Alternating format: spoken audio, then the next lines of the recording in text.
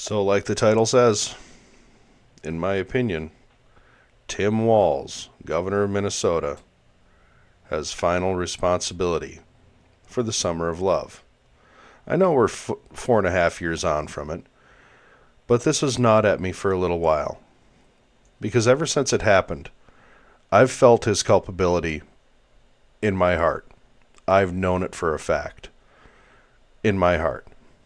Be sure to like and subscribe, and I'm going to go into why I think that and why I've thought that since day one. Since May of 2020, I have felt that the ultimate responsibility, in my opinion, for the entire Summer of Love, everything that happened all the way to the Chaz in Seattle, the destruction in Washington and New York, I think it started here.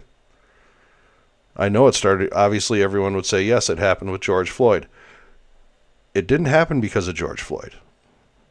Riots here in Minnesota happened because of George Floyd. Destruction here in Minnesota happened because of George Floyd. Mass rioting around the country and around the world did not take place until Tim Walz dropped the ball. I'm even going to say that the mayor of Minneapolis was put in a bad position, and we're going to go through a little bit of that right now. This is an article from Bring Me the News. Governor Walz responds to Mayor Fry's claim that he didn't act fast enough to activate the National Guard. Walz spoke Friday on WCCO radio. This is from Joe Nelson, August 7th, 2020. The controversy isn't now or a couple years later. It started shortly thereafter. I'd also note that the relationship between those two after this has not been totally wonderful. I'm going to get down to the relevant portion. We expressed the seriousness of the situation. The urgency was clear, Fry told the Tribune, adding that Walz initially said he would consider sending in troops. The Star Tribune cited evidence showing Fry requested the Guard around 6:30 p.m. May 27th. Please take note of these dates. May 27th at 6:30 p.m. Though the governor's office responded to the newspaper saying a written formal request was needed to take action. The Tribune reported that Minneapolis Police Chief Murdero Arredondo emailed Public Safety Commissioner John Harrington at 9:11 p.m. that night requesting immediate assistance for a mission plan that included using 600 troops to assist with area security, force protection operations, area denial operations, transport assistance for law enforcement officers, logistical assistance for overall safety operations. Tim Walz activated the Guard at 2:30 p.m. That time is going to change. Tim Walz activated the Guard at 2:30 p.m. the next day, though despite troops entering the Twin Cities, the night of May 28th saw more destruction, including the torching of Minneapolis 3rd Precinct at East Lake Street and Minnehaha Avenue. So, it was on May 28th that Tim Walz ordered the National Guard, and this article, now at this time, said 2:30, which is close, but is not the actual time. And we're going to get into the actual time. But first and foremost, I want to remind everybody what losing the 3rd Precinct looked like, because that is very relevant to what my point is. This is from Alpha News. If you haven't subscribed to Alpha News, and especially if you live in Minnesota, if you haven't subscribed to Alpha News and you live in Minnesota, you are missing out on the news that you need to know. This is the actual news, not right wing, left wing. This is the news. And I encourage you to subscribe to their channel. Here we go. I end up on the phone with the assistant chief. He's like, so our plan is we're going to take all the squad cars and everything around and make the precinct look abandoned. And if no one's there, it shouldn't be a target.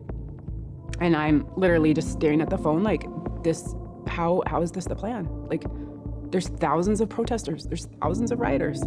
They have dead pigs in front of us. That signifies they will kill a cop.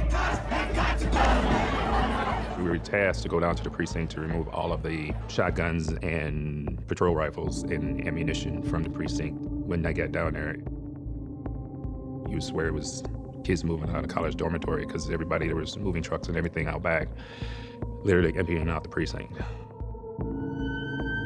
People were showing up at the precinct, gathering their things. So they'd come through the fence, get let in, go to the locker, grab their stuff, and walk out. And I was like, where are you going?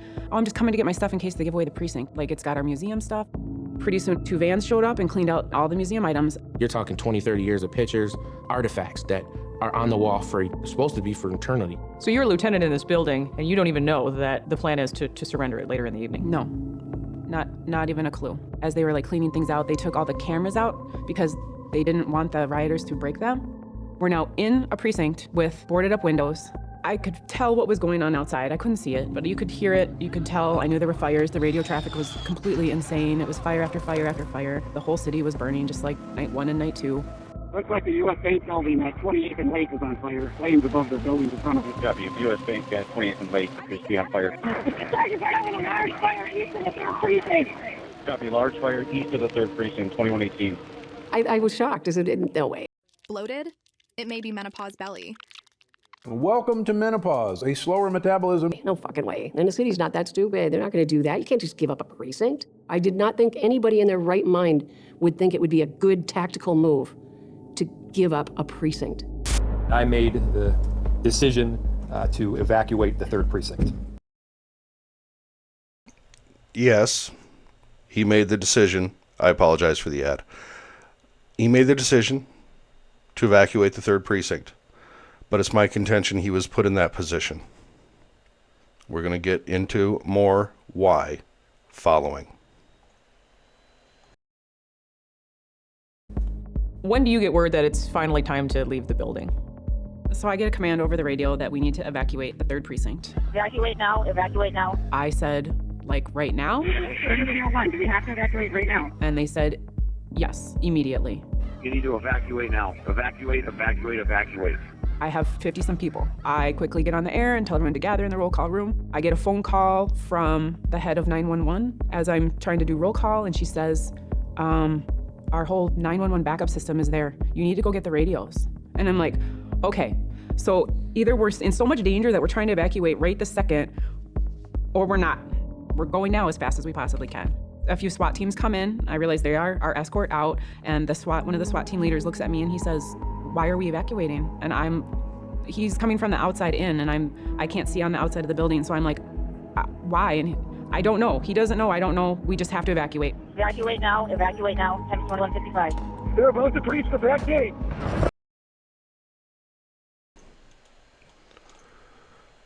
(21:55), 9:55 p.m. That's very relevant. 21:55 hours. We're told evacuate, evacuate, evacuate. That's 9:55 p.m. They're evacuating, abandoning the 3rd precinct.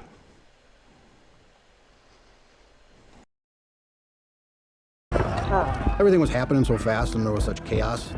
You know, the heart's racing right now talking about this. And we run.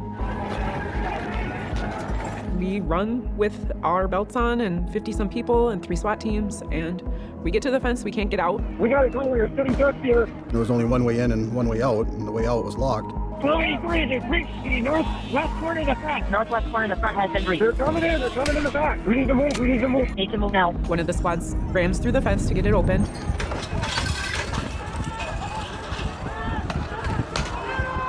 I remember looking through the rearview mirror as we left. It looked like a zombie movie. They all just rushed to the fence and started climbing the fence, and they caused the fences to collapse, and then they just all rushed the precinct.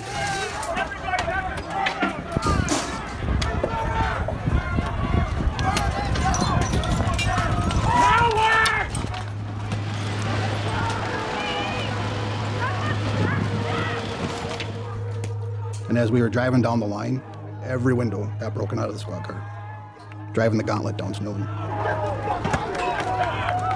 Can you even believe this is happening in that moment?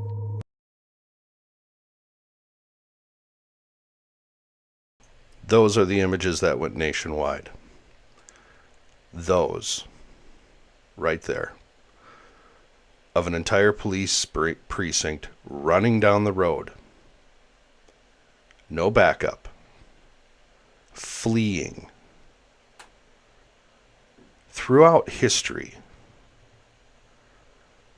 the destruction of armies and of large groups is not actually in the battle, typically. It's following the defeat of the army in their retreat. Once they've broken and they are running, those images you just saw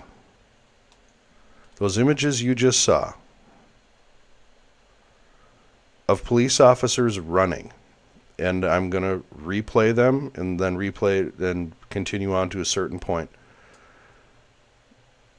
are the images that started the rioting, not the protests. The protests for George Floyd were, up until this night, nationwide, mostly peaceful. In Minneapolis, there had been rioting. The night before, there had been rioting, absolutely. But throughout the rest of the nation, there had not been. And I'm going to show that as well.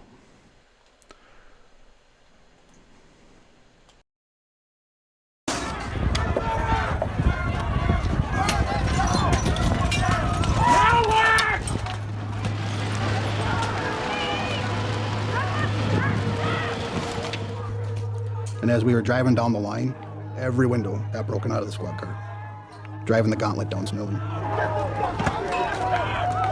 Can you even believe this is happening in that moment? Never seen anything like it. And I had been involved in a lot of riots over a 30-year career. There were still people chasing us down the street. But as I got maybe a quarter block away, I realized that not everyone was in vehicles. They were running basically for their lives at that point because they just left them basically with no plan of attack or no plan of exit from the precinct. Just basically left us all on our own. They were scared. I could see it. I knew them. I can't even tell you how it felt in the pit of my stomach, watching my friends run for their lives. It was something I hope to never experience again. We ran probably 4 or 5 blocks, and eventually 2 buses show up. We get on, and it was just pure silence.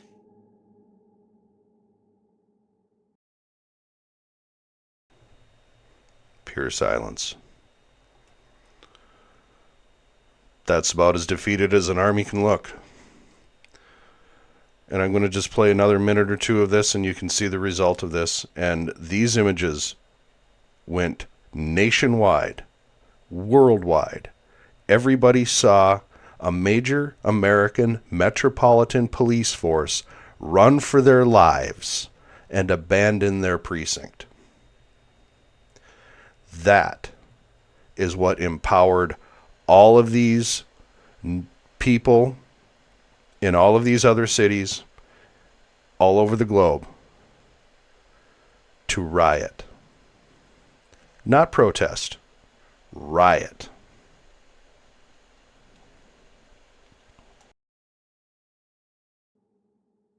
I've never cried at work, and I couldn't control myself. I apologized to them. All I could do is say, I'm sorry. And they were like, this is not you. And I felt like I didn't save the precinct. I let them all down. I let all them down. And I just looked out the window, and the whole city was on fire. Our precinct was on fire. And it was just like I'm watching a bad dream. Copy, the precinct is on fire. Get a citywide tone right now in our loss of the 3rd precinct. Airing information citywide. The 3rd precinct has been compromised. Cops do not run away. You run too. The symbolism of a building cannot outweigh the importance of life, of our officers, or the public. We could not risk serious injury to anyone. Mayor Fry decided that it was just a building. And I know there's probably several hundred cops and maybe some citizens that would disagree with that. This has never happened in our country's history. Have you lost a police station or police precinct to a riot? Furthermore, forfeiting it.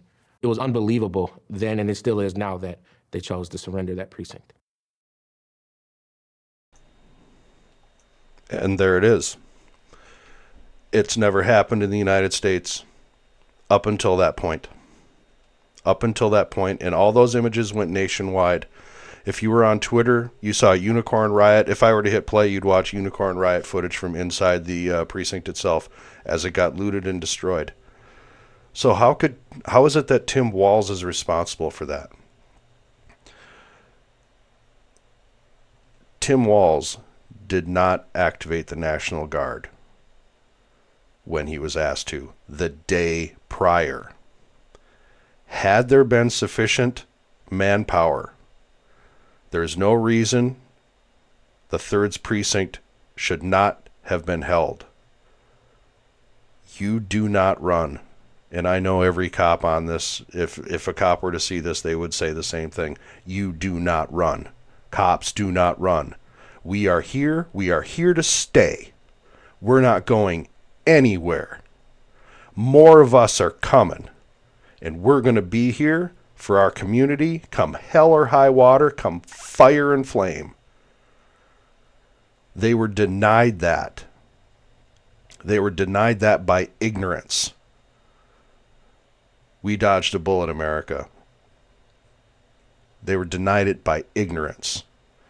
This is the timeline as it is now, after court hearings, after investigations. This is a CBS dive into the timeline.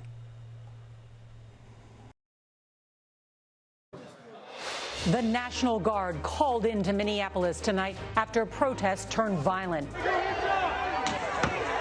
These were the scenes that gripped America after the murder of George Floyd at the hands of Minneapolis police. Floyd was murdered on Monday, May 25th, 2020, and the video of his death was posted online early Tuesday.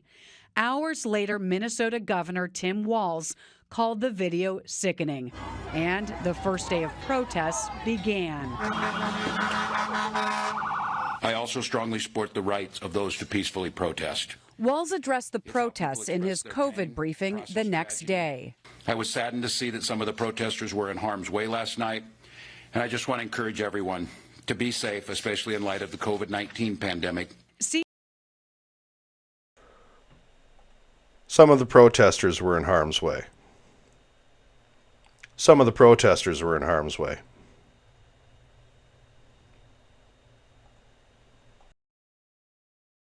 CBS Minnesota obtained text messages between Minneapolis Mayor Jacob Frey's staff that showed the police chief asked the mayor to call in the National Guard. 6:28 p.m., May 27th. May 27th, 6:28 p.m. We are 27 hours from the abandonment of the 3rd precinct. 27 hours.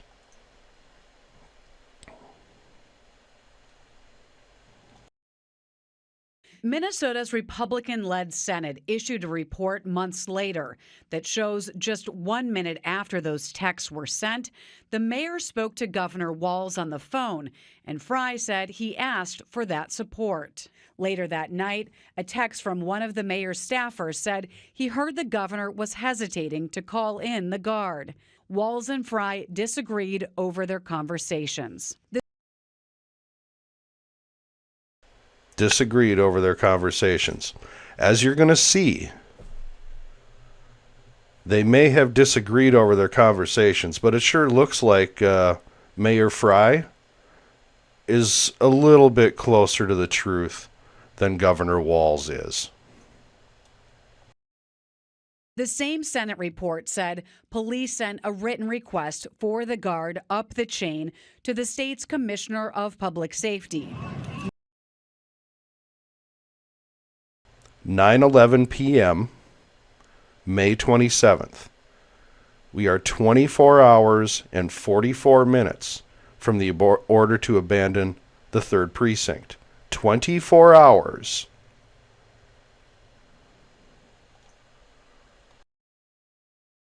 Meanwhile, on the streets, chaos continued. Walz urged people to go home, calling the situation extremely dangerous. The next morning, the mayor's office sent Walz an official written request for the National Guard. 5 hours later, and almost 24 hours after the initial call from Mayor Frey, Walz signed the executive order. 4:04 p.m. 4:04 p.m. We are now 5 hours and 47 minutes from the abandonment of the 3rd precinct. I don't know how long it takes to activate a National Guard unit from wherever the first Guard units that were able to muster were located, then assemble, receive orders, equip, prepare, transport, deploy. I don't know how long that takes, but I'm guessing that it's not going to be at 4:05 p.m. However, my guess is, had it taken place on the evening prior, after Mayor Frey had asked for it, after the 6:28 text and the 1 minute later phone call to the governor asking for it, and then the email to the commissioner at 9:11 p.m. asking for it, I have a feeling that much more manpower would have been available at that time when we get closer to what's about to happen. That night, the Guard said it activated more than 500 soldiers to Minneapolis and surrounding areas. Critics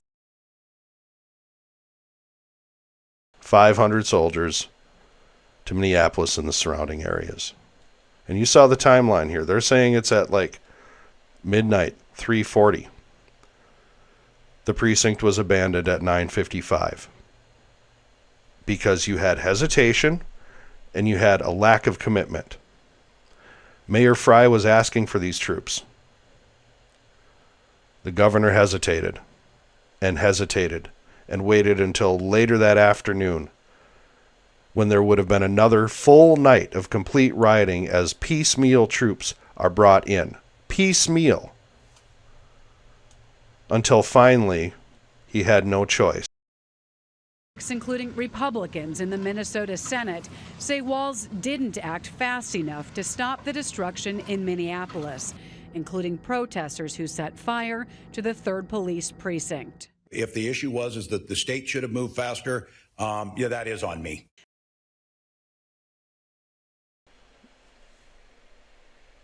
That's on him. You heard him, baby.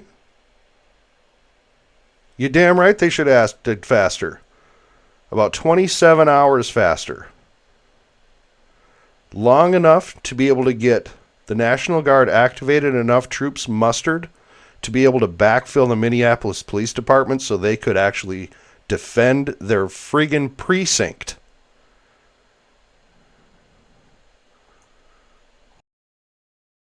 Governor Walz also described a more philosophical question he faced. Would putting additional troops on the ground help or hurt the already volatile situation? It's a self-answering question you're going to hear the answer to in just a couple seconds. We're not going to restore peace on our streets by having a bigger group of National Guard show up. But as protests continued, more National Guard troops were brought in. And on Saturday, Walz mobilized the full Minnesota National Guard for the first time since World War II. By Sunday, more than 7,000 National Guard members were on duty. As the 2024 and peace was restored to the streets, we dodged a serious bullet. Okay, here's how This is how come I can link it to the national protest, guys. This is how come.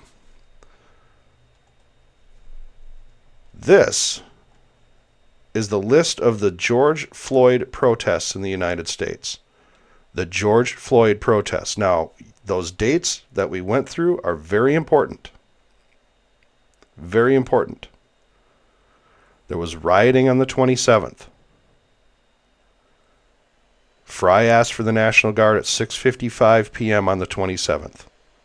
Walz finally authorized the Guard at 4:04 p.m., not 2:30 as in the first article, which was so close to the situation, I'm not surprised the actual time wasn't in there, so nothing against Bring Me the News.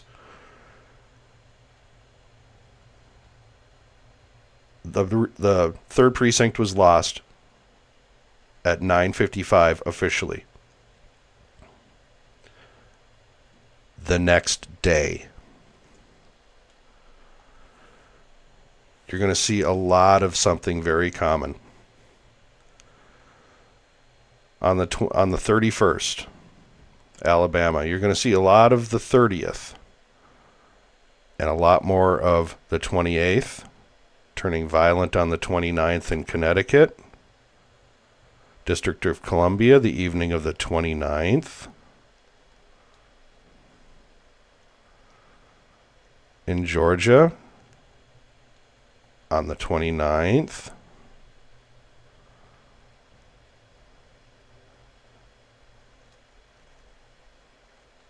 In Indiana, on the 29th.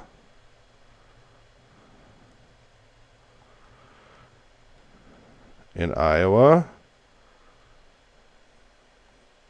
the 29th. Dozens of people clashed with law enforcement.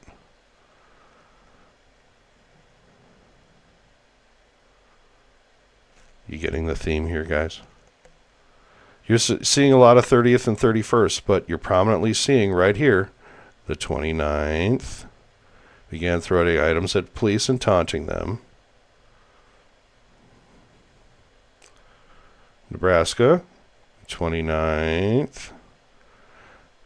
Police began firing tear gas at the crowd, who began violence downtown. On the 29th, on the Las Vegas Strip, leading to the arrest of 80 people, including a few journalists, because they were throwing rocks and bottles at police. In New York, throughout, demonstrations were held on the 28th, but as a result, they became violent. We all know that. Oregon, that's our fun one. Over 200 people took place in a protest. Well, we all know that they started rioting that night, and it didn't end literally until well after the election. The 30th,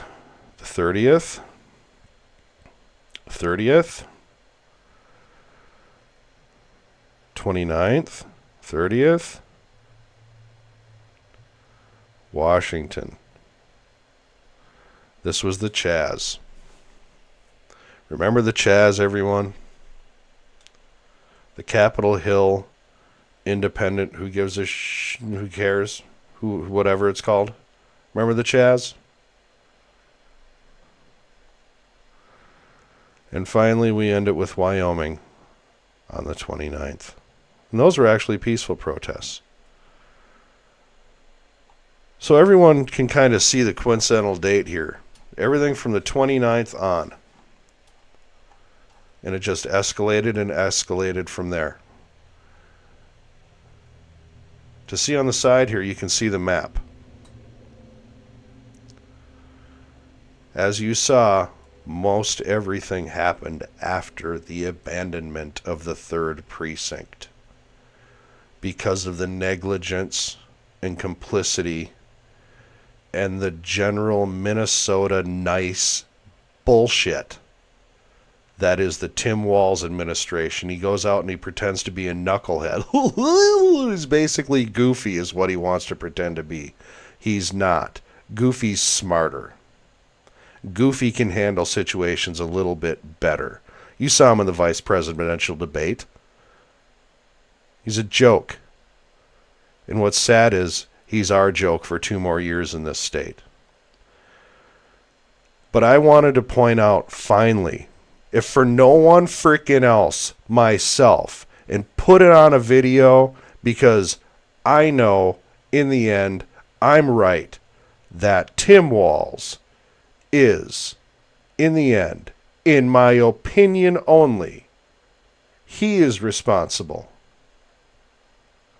Because of all those reasons I stated. For the entire summer of love and all the crap we've had to deal with since then. It started here. It's only fitting that smacking his smug ass down in the election ended it. Everything we've had to put up with started May 28th. Everything. There were roots, causes were already there. Yes, I know. I've been in politics my whole life. I am a Rush baby. So I know. Liberalism, socialism, communism has been here, but it went hyper-ballistic because of this.